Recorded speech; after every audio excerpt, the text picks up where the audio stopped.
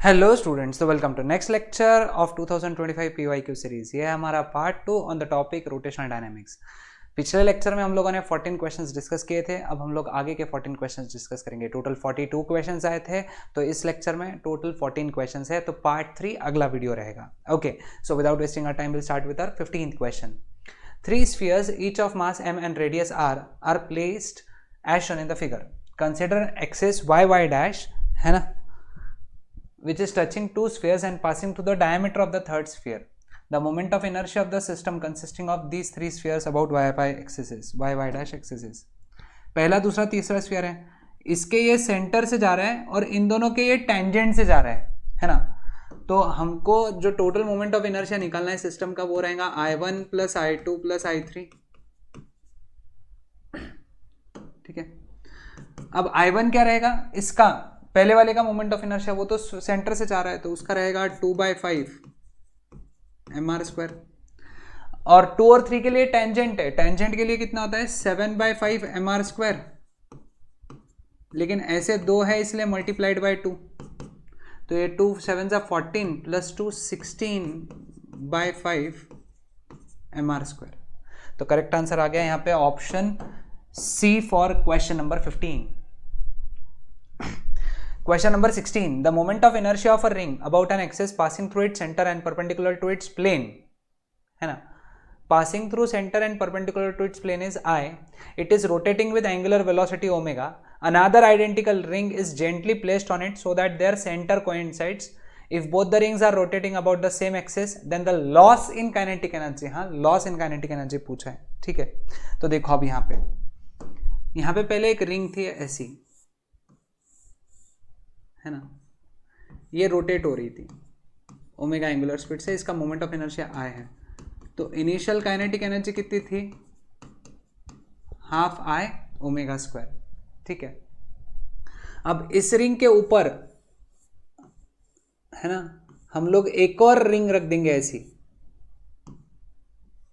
ठीक है, तो अब सबसे पहले हमको इसका देखना पड़ेगा कि इसका एंगुलर वेलोसिटी ओमेगा 1 कितना रहेगा, है ना। मोमेंट ऑफ इनर्शिया कितना हो गया 2i। अब जब अपन रिंग के ऊपर रिंग रखते हैं तो angular momentum final is equal to angular momentum initial, क्योंकि angular momentum remains constant. Final angular momentum कितना रहेगा 2i इंटू ओमेगा 1, और इनिशियल कितना रहेगा i ओमेगा। तो ओमेगा 1 की वैल्यू हो गई ओमेगा बाई 2। ठीक है, अब फाइनल काइनेटिक एनर्जी कितनी रहेंगी, half 2i into omega 1 square, है ना, 2 कैंसल, तो i ओमेगा 1 स्क्वायर कितना आ जाएगा ओमेगा स्क्वायर बाय 4। हमको निकालना है लॉस, है ना, नहीं, then the loss in kinetic energy निकालना है, लॉस इन काइनेटिक एनर्जी, है ना। तो therefore loss in kinetic energy, that is initial kinetic energy minus final kinetic energy. Initial कितनी है I omega square by 2 minus I omega square by 4, है ना, into 2, तो ये कितना हो गया आई ओमेगा स्क्वायर बाय 4। तो करेक्ट आंसर यहां पे आ जाता है option C for question number 16। Question number 17. Moment of inertia of thin uniform rod rotating about the perpendicular axis passing through its center is I.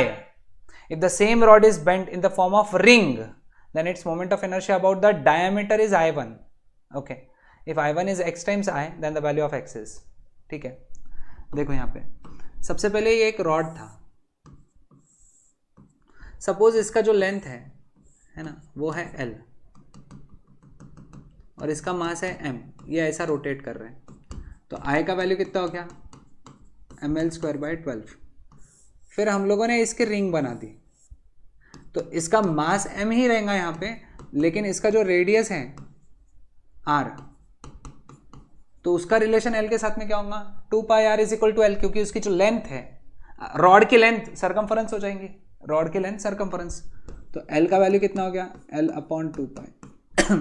अब I1 is moment of inertia about diameter, बेटा moment of inertia about diameter it is m r² by 2, तो m/2 r square यानी l square upon 4π² है ना। तो लेकिन इन्होंने I1 is equal to x times I बोला है। I कितना है, I1 कितना है, ml स्क्वायर अपॉन 2 4 से कितना हो गया 8π², that is x ml square by 12, cancel, 12 इधर चला गया तो x is equal to 12 upon 8π², तो दैट इज 3/2π² है ना। तो correct answer is option B for question number 17। Question number 18 है ना। Question number 18, a vehicle is moving with uniform speed along 3 different shaped roads, horizontal, concave, convex. The surface of road on which the normal reaction on the vehicle is maximum. ठीक है, देखो पहला है horizontal road है ना। दूसरा कौन सा है, कॉन्केव, कॉन्केव यानी ऐसा रोड होता है और तीसरा ऐसा है कॉन्वेक्स। ठीक है, तीनों पे कार मूव कर रही है। ठीक है, तो यहाँ पे mg ऐसा है, नॉर्मल रिएक्शन ऐसा है, तो normal reaction is equal to mg होता है। अब जब कार ऐसी मूव कर रही है v वेलोसिटी से, तो यहाँ पे नॉर्मल रिएक्शन ऐसा है, mg ऐसा है, तो सेंटर यहाँ पे रहेगा कहीं तो नेट फोर्स सेंटर की तरफ that provides necessary centripetal force. तो n minus mg is equal to mv square by r, तो n is equal to mg plus mv square by r। इसको n1 बोल दूंगा, इसको n2 बोल दूंगा, है ना। तीसरे बार में गाड़ी ऐसी है, इसकी वेलोसिटी v है, नॉर्मल रिएक्शन n2 है, वजन mg नीचे है। इस बार सेंटर यहां पे रहेगा, तो नेट फोर्स सेंटर के तरफ कितना है, mg minus n3, sorry n3 आएगा, that is equal to mv square by r। तो n3 का वैल्यू कितना हो गया, mg minus mv square by r। अब तीनों में ये mg है, mg plus mv square by r है, mg minus mv square by r है, तीनों में सबसे ज्यादा ये है n2, मतलब ऑन दी कॉन्केव रोड। तो करेक्ट आंसर यहाँ पे आ जाता है option B for question number 18। Question number 19. A vehicle is moving with constant speed of 10 meter per second in circular horizontal track of radius 20 meter. A bob is suspended from the roof of vehicle by a massless string. The angle made by the string with the vertical is, है ना। देखो अब यहाँ पे angle made by the vertical, यहाँ पे direct formula based question है, theta equal to tan inverse v square by R G, ये शॉर्टकट है इसका, है ना। तो tan इनवर्स v स्क्वायर यानी 10 इंटू 10, रेडियस कितना 20, g का वैल्यू 10, कैंसल, 1 सा 2 सा, तो थीटा का वैल्यू हो गया tan इनवर्स 0.5। तो करेक्ट आंसर यहां पे आ जाता है option A for question number 19। Question number 20, a solid sphere of mass m and radius r is rotating about diameter. A solid cylinder of same mass and same radius is also rotating about its geometrical axis with angular speed twice that of the sphere. The ratio of kinetic energy of sphere to kinetic energy of cylinder is, है ना। यहाँ पे क्या बोला है हमारे पास में, सबसे पहले क्या है, एक सॉलिड स्फीयर है जिसका मास है m, रेडियस है r, है ना। It is rotating like this about its diameter with angular speed omega let's say. तो इसका काइनेटिक एनर्जी कितना रहेगा, half I omega square, half into 2/5 m, छोटा m ले लेते हैं, छोटा m ही है, r square omega square, 2 cancel, तो kinetic energy of sphere it is 1/5 m r square omega square. ठीक है, दूसरा है सॉलिड सिलेंडर है ऑफ सेम मास, है ना, solid cylinder but twice angular speed है उसका, ट्वाइस है, मास m है, रेडियस इसकी भी r है। ठीक है, तो काइनेटिक एनर्जी ऑफ सिलेंडर कितना आएगा, half I cylinder twice omega square. ठीक है, सिलेंडर, सॉलिड सिलेंडर का moment of inertia mr square by 2 होते हैं, तो m r स्क्वायर बाई 2 इंटू 4 ओमेगा स्क्वायर, तो kinetic energy of cylinder that is equal to m r square omega square. तो kinetic energy of sphere upon kinetic energy of cylinder that is equal to 1/5 m omega square r square upon m omega square r square. m omega square r square cancel, तो correct answer is 1/5 option B for question number 20।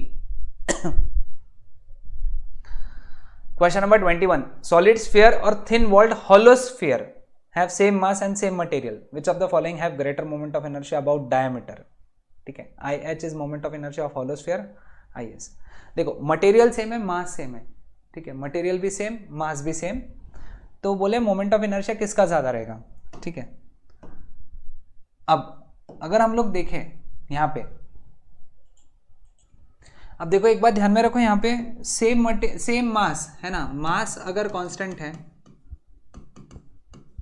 और same material मतलब density constant है, तो therefore radius भी constant रहेगा, ठीक है।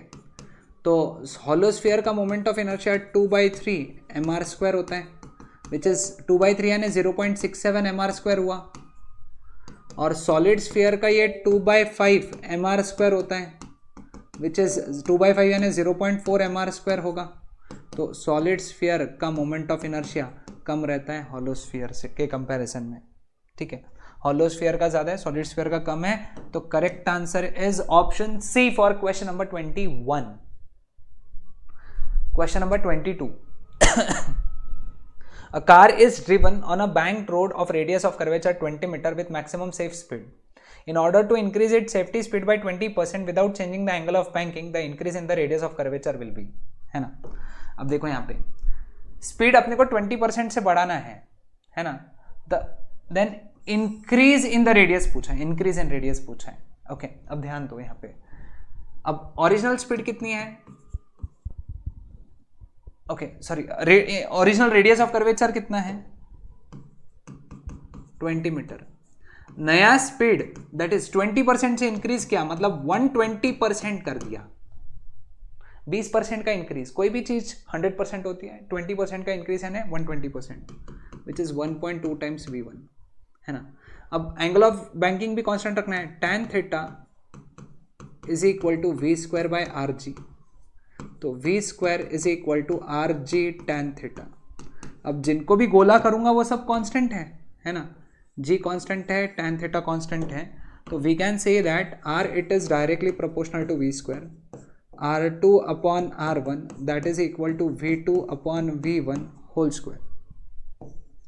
r2 upon r1 की वैल्यू कितनी है 20, that is equal to v2 कितना है 1.2 v1 upon v1 whole square, तो दैट इज 1.44, मल्टीप्लाई किया तो R2 दैट इज 20 इंटू 1.44 है ना, तो दैट इज 28.8 मीटर्स हमको इंक्रीज पूछा है।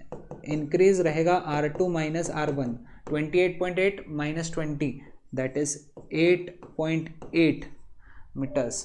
तो करेक्ट आंसर यहाँ पे आ जाता है option C for question number 22। Question number 23.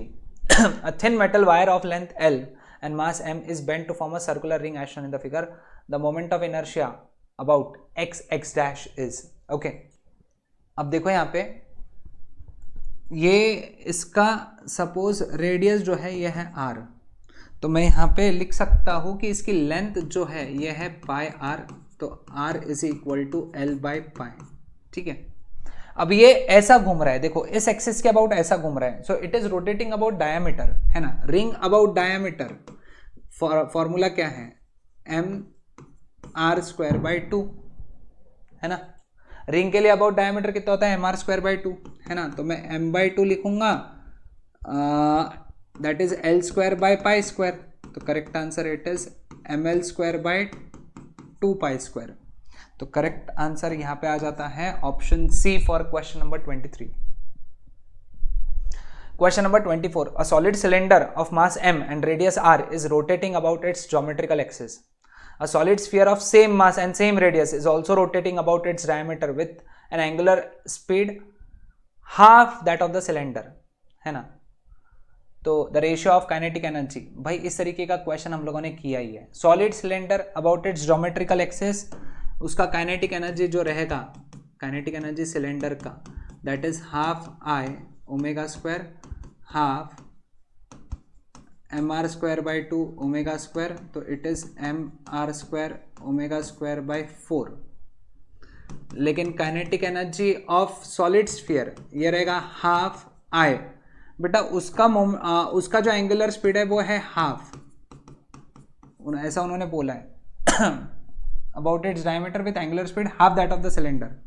Cylinder की ओमेगा है तो इसकी omega by 2, half 2/5 mr square omega square by 4, cancel, तो ये हो गया mr square omega square by 20, है ना। तो kinetic energy of sphere to kinetic energy of cylinder कितना रहेगा, mr square omega square by 4 mr square omega square by 20, तो it is 20/4, it is 5:1। Sorry उल्टा हो गया यहाँ पे, है ना, ये उल्टा हो गया, एक्सट्रीमली सॉरी।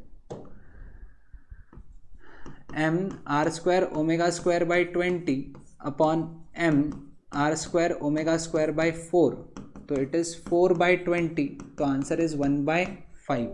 तो करेक्ट आंसर यहाँ पे आ जाता है option C for question number 24। Question number 25. The radius of curved road is r, width of the road is b, outer edge of the road is raised by height h with respect to inner edge, so that a car with velocity v can pass safe over it. The value of h is, ठीक है, देखो ऐसा है, angle theta है ना, इसकी height है h और इसकी विड्थ है b, ठीक है। हमको यहाँ पे पता है कि tan थीटा जो होता है वो होता है v स्क्वायर बाय आर जी, है ना, और साइन थीटा की वैल्यू जो है वो है h बाई बी। लेकिन जब theta is very very small तो साइन थीटा जो है ये tan थीटा के इक्वल होता है, ये तुमको पता होना चाहिए, है ना। Sine theta is nearly equal to theta when theta is very very small, ठीक है। जब कुछ भी नहीं बोला है यहाँ पे लेना पड़ेगा, नहीं तो सॉल्व ही नहीं कर सकेंगे। तो इसका मतलब क्या हुआ यहाँ पे, है ना, h by B that is equal to V square by R G, B इधर चला गया तो h is equal to V square B by R G. तो बेटा correct answer is option A for question number 25। Question number 26. Two bodies of mass 10 kg and 5 kg are moving in a concentric circular orbits of radii capital R and small r respectively, such that their periods are same. The ratio between their centripetal acceleration is. Periods are same मतलब omega constant, है ना, omega constant. तो centripetal acceleration का जो formula है वो अपन लगाएंगे ओमेगा स्क्वायर आर, तो ACP it is directly proportional to R, तो A1 अपॉन A2 इज, पहले वाले का रेडियस कितना है r और दूसरे वाले का स्मॉल r। तो करेक्ट आंसर यहाँ पे आ जाता है option A for question number 26। Question number 27. A particle describes a horizontal circle on smooth inner surface of a cone as shown in the figure. If the height of the cone above the vertex is 10 cm, the speed of the particle is. Okay. तो इस question में देखो यहाँ पे a particle describes a horizontal circle on smooth inner surface of a cone as shown in the figure. If the height of the circle above the vertex is 10 cm, the speed of the particle is, है ना। अब यहाँ पे theta या angle दिया हुआ है, okay.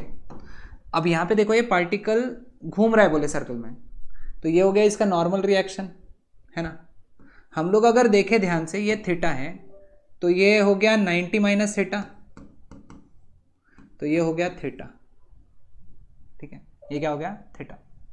Now अब हम लोग अगर ये हो गया नॉर्मल रिएक्शन, है ना, और ये हो गया mg, है ना, mg हो गया ये, ओके। अब अगर मैं n के कंपोनेंट्स निकालूं तो n cos थीटा यहां पे है और n sin थीटा यहां पे है, तो देखो यहाँ पे एन साइन थीटा किसको बैलेंस कर रहे हैं, एम जी को, तो N sine theta is equal to M G हो गया, और एन कॉस थीटा सेंटर के तरफ है तो it provides necessary centripetal force, तो it is M B square by R. दोनों को डिवाइड किया है ना, dividing the two equations we get tan theta is equal to M G upon M V square by R, M M cancel, R ऊपर चला गया, लेकिन यहां पे अगर तुम देखोगे tan थीटा ऐसा है, ये थीटा है, ये आर हो गया, ये एच हो गया, है ना, तो tan थीटा हो गया आर बाय एच, है ना, tan थीटा कितना हुआ, R by H is equal to R G by V square. Okay, R R cancel, तो V square is equal to H G, H कितना है 10 सेंटीमीटर है, तो 10 बाय 100, जी का वैल्यू 10, तो आया 1, तो वी स्क्वायर की वैल्यू 1 है, तो वी की वैल्यू कितनी आएंगी 1 मीटर पर सेकेंड। तो करेक्ट आंसर आ गया option C for question number 27। Last question हमारे लेक्चर का आज का, a motorcyclist has to rotate in horizontal circles inside a cylindrical wall of inner radius R metres, है ना। If the coefficient of friction between the walls and the tires is mu s, then the minimum speed required is, बेटा एक तो ये direct formula based question है, ये cylindrical rotor का question है ना, सिलेंड्रिकल रोटार या फिर वेल ऑफ डेथ, ठीक है, वेल ऑफ डेथ, है ना, बट फिर भी मैं इसका डेरिवेशन दे देता हूँ एक बार, यानी तुमको कैलकुलेशन पता रहेंगे कि कैसे है, लेकिन मेरा सजेशन है कि इसको रट के जाओ, ठीक है। गाड़ी है ऐसी घूम रही है इसमें, तो ये नॉर्मल रिएक्शन है ना, फ्रिक्शन ऊपर लगेगा, mg नीचे लगेगा, ठीक है, तो फ्रिक्शन mg को बैलेंस कर रहे हैं, है ना, लेकिन फ्रिक्शन होता है mu S into N, that is equal to mg, but n कहाँ लग रहा है, सेंटर के तरफ, तो n provides necessary centripetal force, तो n की वैल्यू जो होनी चाहिए वो होनी चाहिए M V square by R, तो therefore mu S is equal to mu S into M V square by R, that is equal to M G, M M cancel, तो V square is equal to R G by mu S, तो v is equal to square root of R G upon mu S, तो correct answer यहाँ पे आ जाता है option B for question number 28। तो ये थे हमारे total 14 questions of the part 2 ऑफ रोटेशनल डायनामिक्स। अब अगले 14 क्वेश्चंस हम लोग नेक्स्ट लेक्चर में करते हैं। Till then bye everyone.